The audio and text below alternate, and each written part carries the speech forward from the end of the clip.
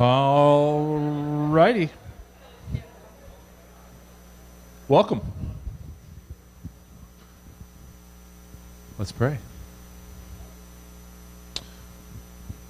Lord, thank you for bringing us here, and just give us a heart and mind that's calm, and prepare our hearts for what it is that you've prepared for us today. Thank you for our speaker. Thank you for what they'll be sharing. And we lift up our wrestlers as they head out this afternoon. You'll keep them safe as they travel to Vashon, and bring them back in one piece. In your name, amen. All right, seniors, this is for you. I know. Miss Bennett is right there.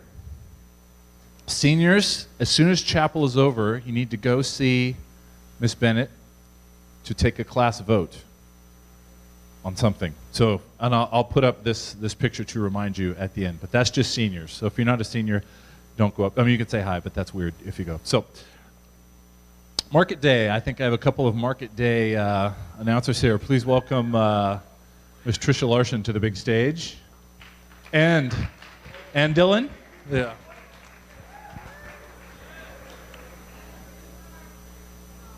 Thank you. It's new. It is. Hi, everyone. I'm Tricia, and this is Dylan. Hello. We ran the Puppy Pops stand at Market Day, and we came to tell you today a little bit about Esperanza International. So Esperanza International was started by Dave Valley in 1995, and it's a organization in the Dominican Republic that gives loans to mostly women and that have families so they can start their own small business. And the reason why they do that is about 20% of the Dominican Republic population lives in extreme poverty, and that's because their government devotes pretty much all of their national gross domestic product towards the tourist industry, because that's how they generate the most revenue. And so about only 30% of all Dominican Republic kids finish primary school. So that means most kids only get education up till 3rd grade.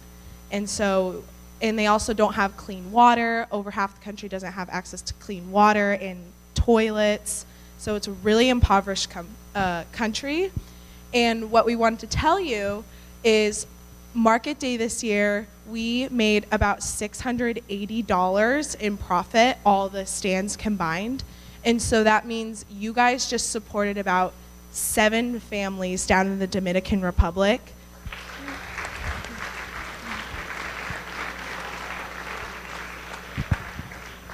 And the great thing about the Hispanic culture down there is they're all about giving a helping hand.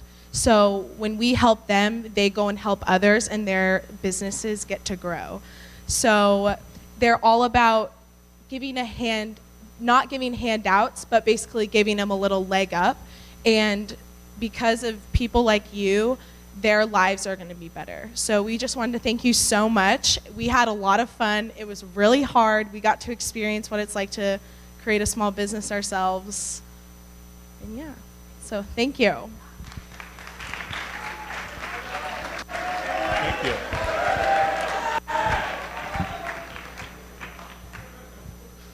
Dylan didn't even practice for that. He just got up and he just let the Spirit lead. All right, our guest today is a person that you know, Mr. Wishart, as you are aware, was a prominent rugby player in Australia in the 1990s, but couldn't be here today because he's still looking for his left eye. So it will not be that Mr. Wishart, but we have this Mr. Wishart who will take it from here. So please give a big, warm welcome. There you go. Forward, backward, forward, back. You can do that. Hi. Truth is, many of you may know that this is my second career. I didn't start my professional life as a teacher. And I've always told people that it was because I was an engineer, but today the truth was revealed. because actually that was my former career right there. But like Rocky, I had eye trouble and I had to retire early. So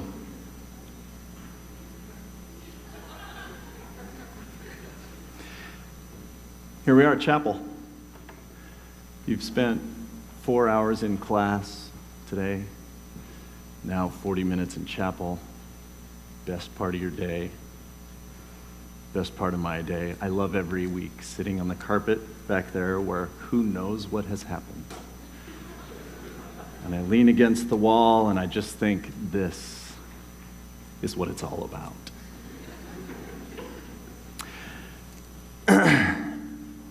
God, Jesus, chapel, praise, pray. Let's face it, we spend a lot of time every week, if you're like me anyway, dealing with Christian-y things. There's church, there's youth group. Yeah, I still lead a youth group because I don't know what to do with my life. There's praying kind of, before the meals and all that stuff. There's this chapel thing. There's devotions in homeroom.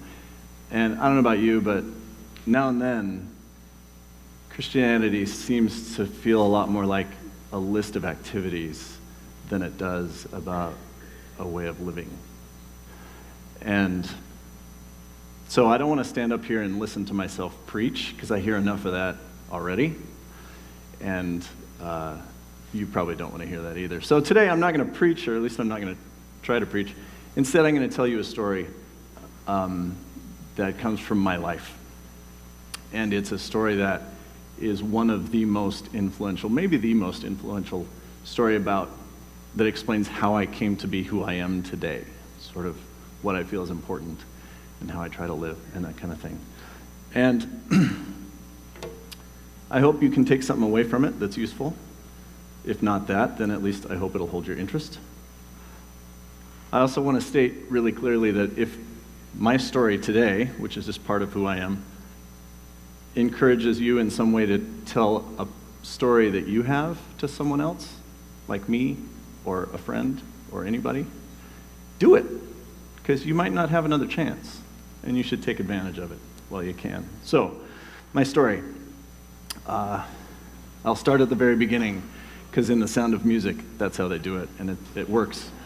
So, I was born into a family of 5 people. My dad was a doctor, my mom a nurse, my brother 6.5 years older than me or so, my sister 4.5 years older. I was the baby and the best.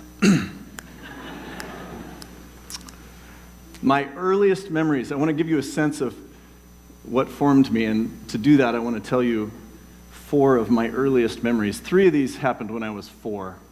And I think they really are my very earliest memories. The first was, we lived in a little house in Portland, Oregon. We had a tiny backyard, fence all the way around, gate on one side. You had to go through the gate to get to the front yard. And I was 4, and there were some of us playing in the backyard, and I was the youngest. And all of a sudden, everybody thought it'd be a good idea to go to the front yard, so they did. And I was a little behind, and the gate closed. And it's just a regular old garden gate. But I remember distinctly not being able to reach the latch. And I couldn't get out of the backyard. And everybody else had gotten out of the backyard. And it was scary, and I was alone, and I was crying, and it was horrible. There you go. That's the end of the first story. Second story. I know. I told you that these things might be useful to you. They also might not. Second story, still 4. Same backyard. We have a big silver slide in the backyard. You know, the shiny metal ones? Not the plastic crap they make now, but the silver ones that can give you tetanus at the drop of a hat. We had one of those. And I'm still 4. I climbed to the top of the slide, and the girl in front of me, who, I don't know who she was, but pretty sure she had a diaper on, and she goes down the slide, and I look down the slide, and I'm all ready to go, and that's when I realized that the slide isn't entirely silver anymore. There's a skid mark just all the way down that thing. And it's the first time I remember being totally grossed out. That's the end of that story. Third story from when I was 4. I'm sitting in a vinyl, enormous recliner. It's green and kind of white. And the room around me is really bright and white and looks super clean. And there's that smell of sort of antiseptic-y, cleanery stuff in the air, you know what I mean? And I'm looking, and my arm is on the armrest of the chair, and there's a woman sticking a needle in my arm. And I can see blood go out of the needle into a tube and down into a bag. And that's a freaky thing. That's worse than a skid mark when you're 4. And it was scary and terrifying, and it hurt. But my dad was in the room, and my sister was in the room. And the way my memory is, I don't know if this is right, but my memory is they were both having the same thing done. So somehow it was okay. Fourth memory, this one I think I was about 5 and a half. I remember getting sort of rushed out of the house by my folks. You got to run out to the car. We had this piece of junk, ginormous 1970s station wagon. It was as big as this room. And we were rushing in there, and there's this tremendous sense of urgency. And I seem to remember that my brother was in the back seat asleep with a blanket over him. And we get in, and my mom is crying. And she seems really mad, really angry and scared. And I don't understand what's going on, but I have this sense that we have to get my brother to the hospital, like, now.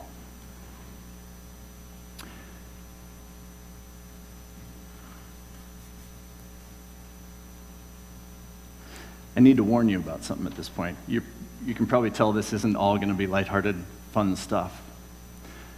The story I'm going to tell you today is not happy. It's about the death of my older brother. I don't like to tell the story. It's a tough one. I often get emotional. I may turn into a giant blob of snot by the end of this thing, but I'm okay with that. And it's okay if you're okay with it too. Because I think this story is important. It forms a lot of who I am.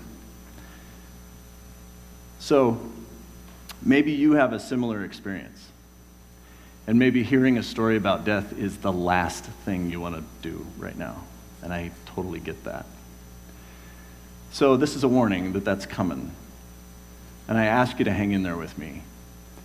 But if you just can't be in here for some reason, I get that too. So if you need to, now or in the middle, vamoose, do that. You can head to the office and chill on the couches in there. Mr. DeYoung says that's fine. But if you can handle it, hang in there with me. So I'm going to tell you about my brother David, who was the coolest guy. My whole life, he seemed like a giant to me. He could do anything. He was capable at all. He was smart. He was hilariously funny. He was creative like crazy. He was an artist like you wouldn't believe. He was a student body president in high school, pretty big high school. He was voted friendliest.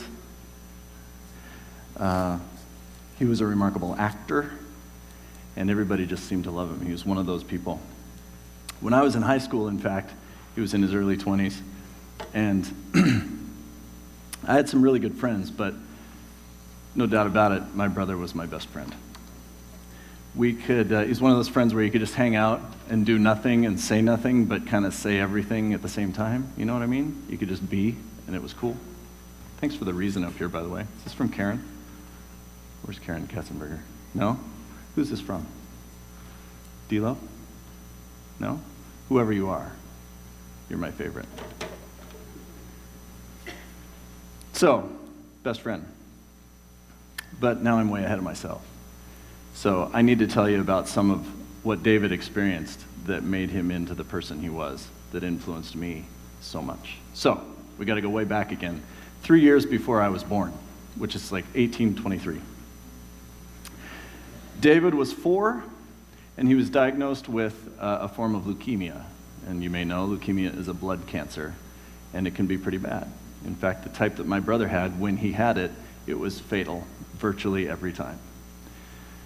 My folks got the news, it was bad news. And in fact, it was bad enough. They decided pretty quickly to have a third child. They had always wanted two, but they knew they were going to be down one pretty soon, so they made another one. And that was me. So I guess in that way, I should thank my brother right away for sort of bringing me into existence in a weird, creepy sort of way.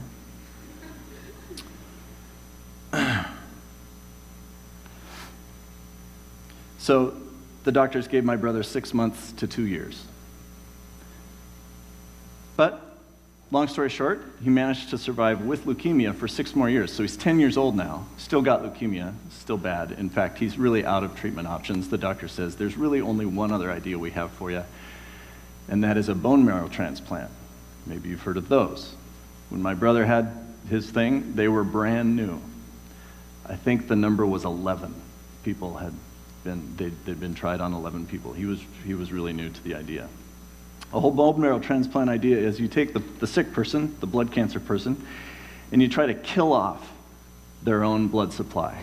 You try to wipe it out so that all their blood cells are dead.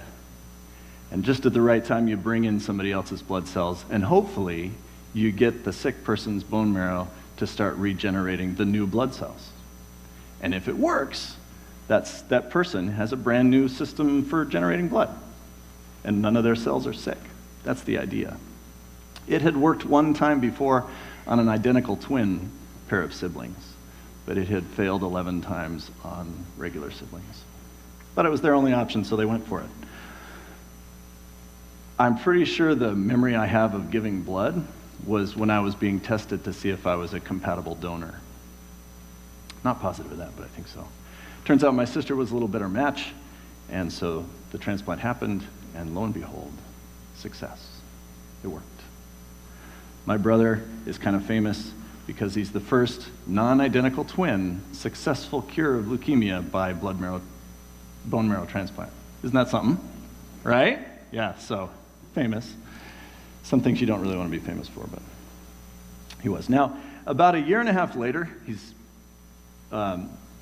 pretty much back to normal.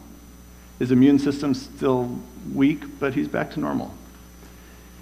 Until just a few days after his 12th birthday, he got the flu.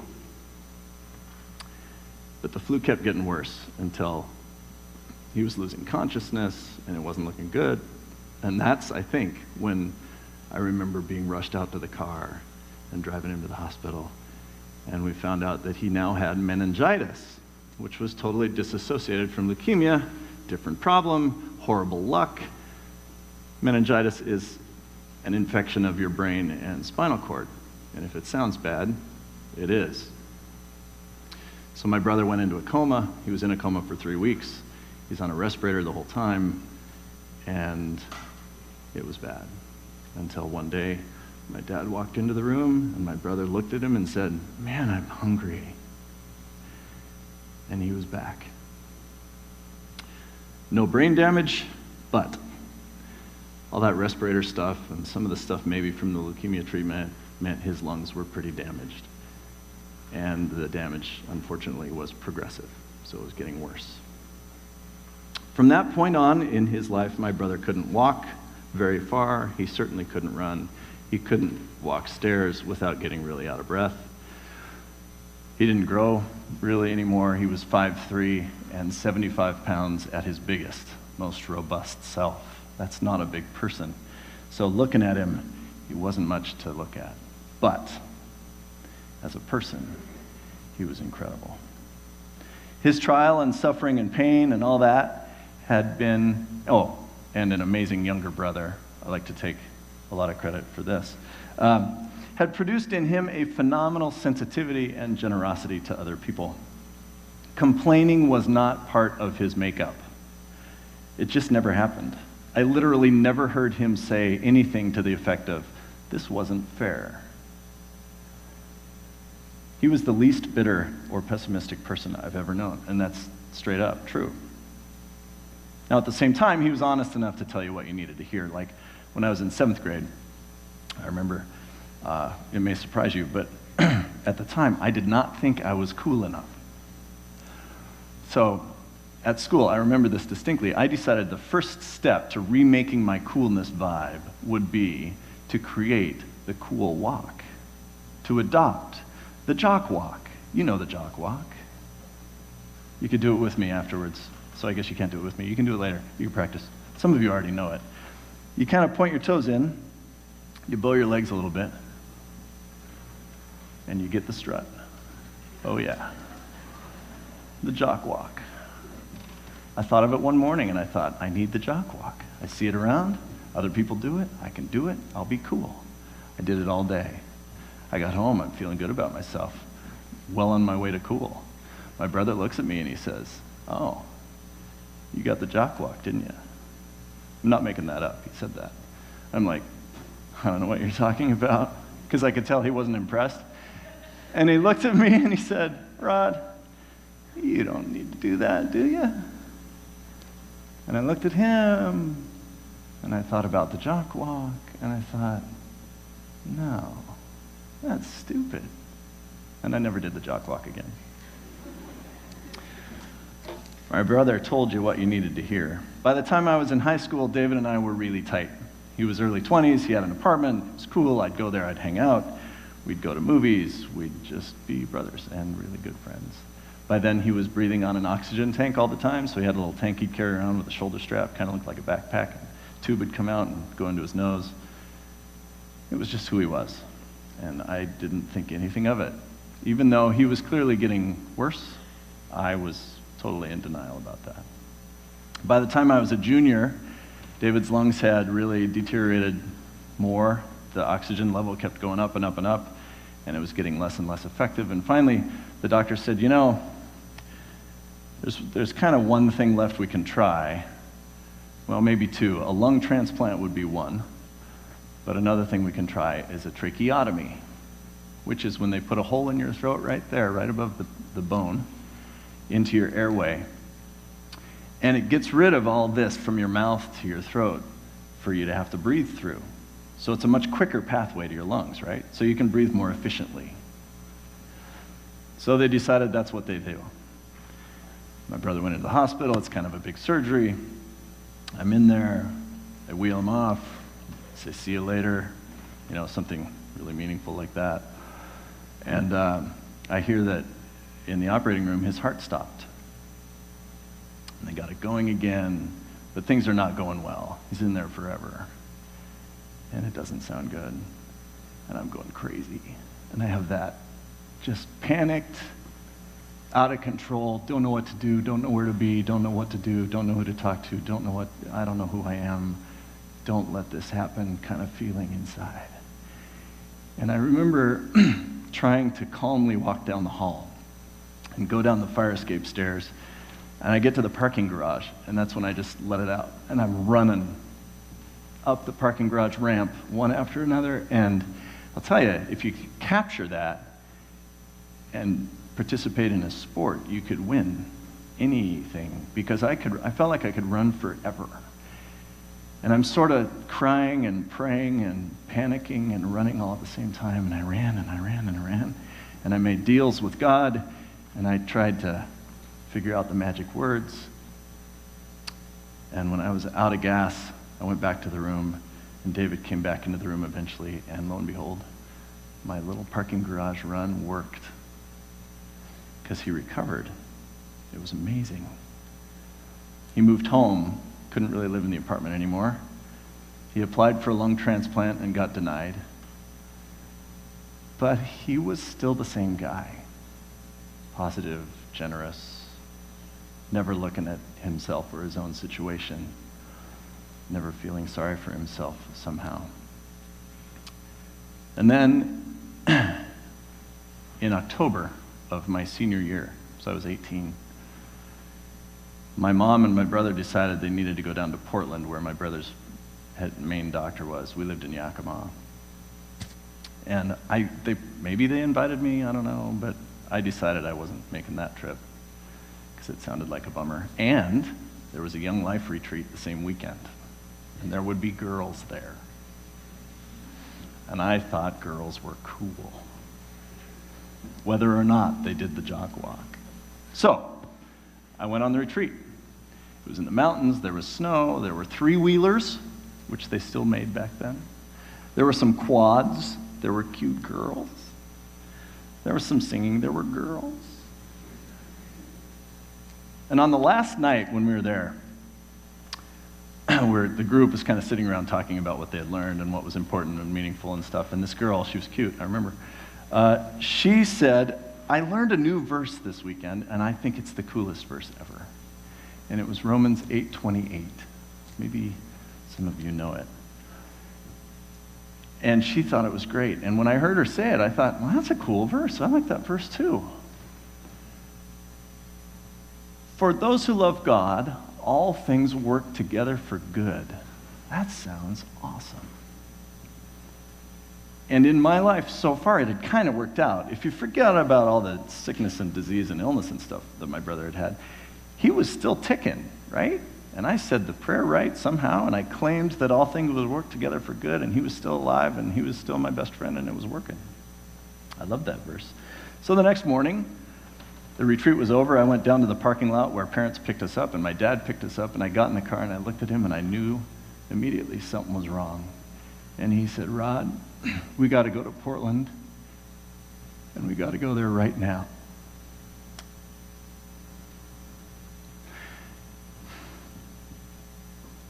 Now's a good time for a drink of water.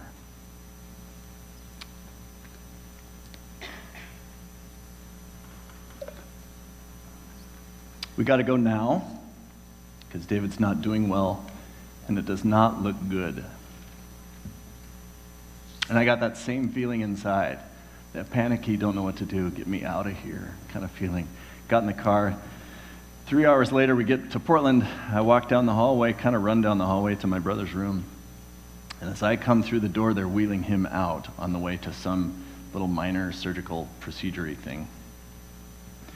And he looks up at me, and I look down at him. I'm very proud of my next words because I knew this was a big moment. So I told him something massively powerful and insightful and brotherly. And I think it went something like this. It was, go get him, you dork.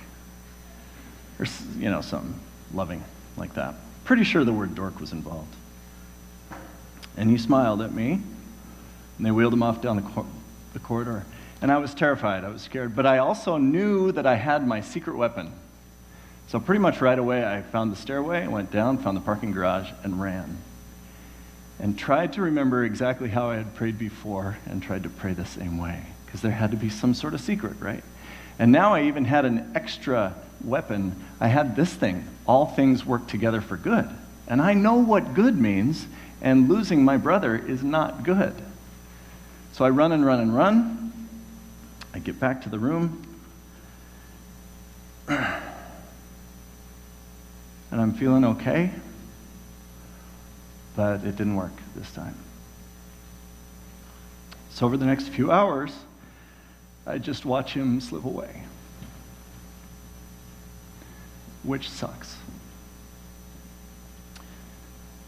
And that was that. He was 24, I was 18, and as far as I could tell, nothing was working together for good.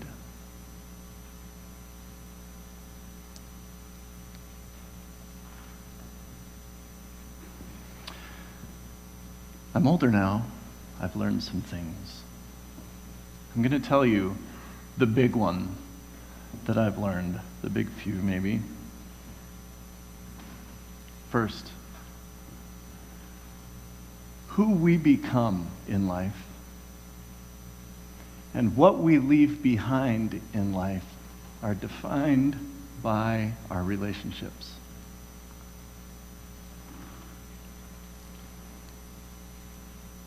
Our legacy is not based on our possessions or our education or our experience or on our appearance, thank goodness, but upon our relationships.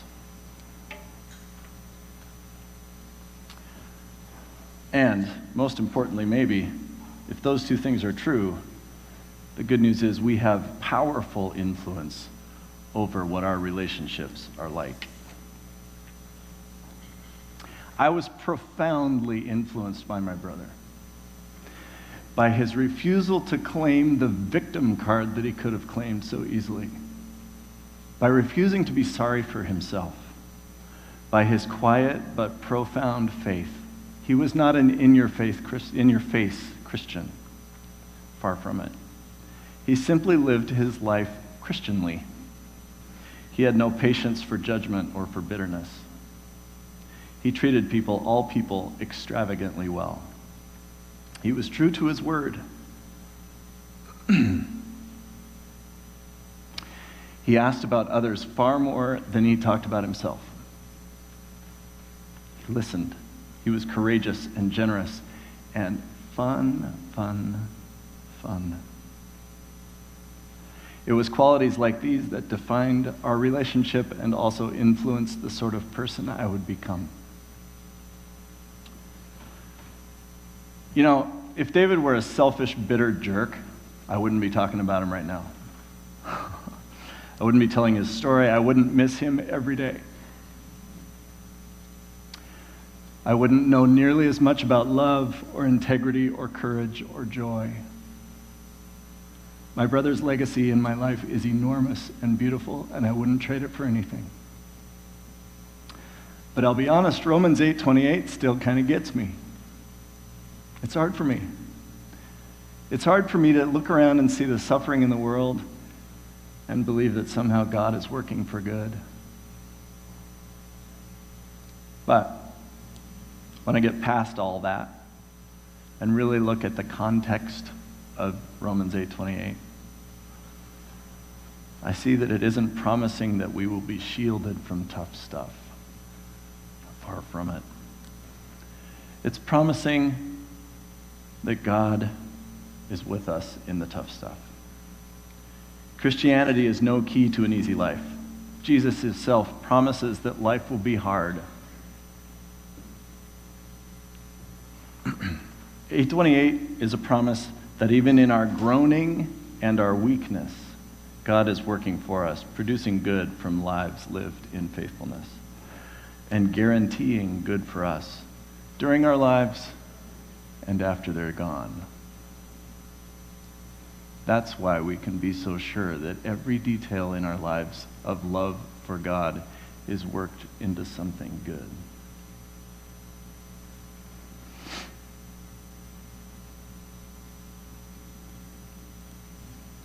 Some of you know that John 16:33 is my favorite verse. Actually, probably none of you know that, but some of you have heard that different. My favorite verse says it well.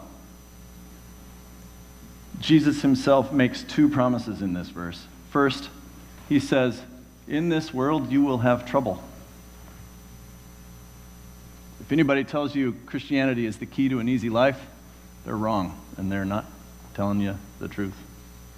Jesus promises you're going to have trouble. But the second promise is even better. And it says, be brave. Because even in the trouble, I've overcome the world.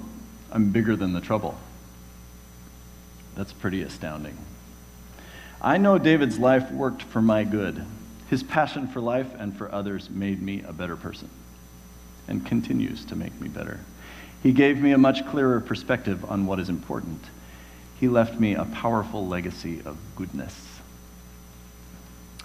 David believed that God worked for good too. In fact, on his gravestone, which I hate to go to,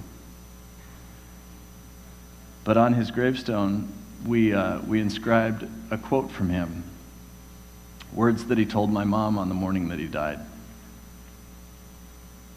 He said, I don't want anyone to think that my life has been hard. It's been beautiful. He saw the good. David's example taught me an enormous truth. It taught me this, that hardship and disease and suffering and death, these things don't have the power to waste a life. What wastes a life is selfishness and bitterness and the pursuit of stuff instead of people. So, got some questions for you. This part might delve closely into the preaching category. So, sorry. But really, I'm trying to tell you what I've learned from my brother's life in my life. And if questions like these can help you think about the same sorts of things, then so much the better. First, what is your legacy right now? What are you leaving behind? What do your relationships produce? How do people feel when you leave the room? Are they glad? Or do they miss you? How do you think people describe you when you're not around? I got news for you. No matter what your answers are to those things, you need to know you have tremendous control over those answers. Tremendous control. To illustrate that fact, I ask your patience for one more story. Just one more. It's quick, and it's not about David. It's about one of my best friends, a guy named Craig Cupp. He looked like this in high school. That's actually 4 people. But he looked a lot like one of those people. Before I tell you which one, I will tell you this. Craig was cool. Really, genuinely cool. A great guy.